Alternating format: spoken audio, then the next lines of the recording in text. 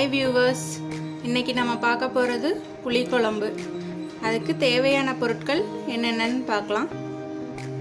Oil, கடுகு, கடலைப்பருப்பு, உளுந்தப்பருப்பு, கருவேப்பிலை, வரமிளகாய், சாம்பார் தூள், பெருங்காயம், வெங்காயம், தக்காளி, வெண்டைக்காய், புளிக்கரைச்சல், உப்பு.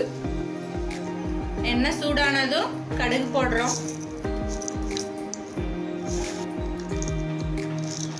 அதுக்கப்புறம் கடலைப்பருப்பு, உளுந்தப்பருப்பு போட்டுக்கலாம். வரமிளகாய்,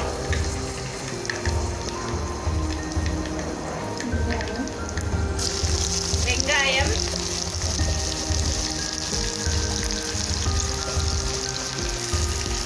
கருவேப்பிலை,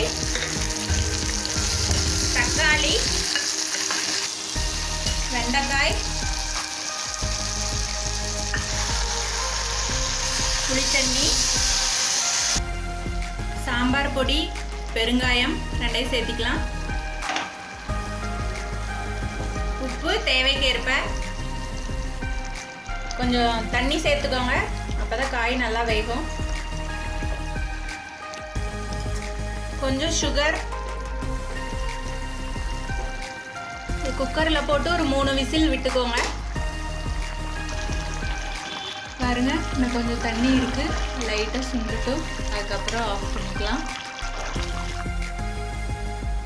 இந்த பாருங்க நேயர்களே, நமக்கு சூடான சுவையான வெண்டைக்காய் புளிக்குழம்பு தயாராகிருச்சு.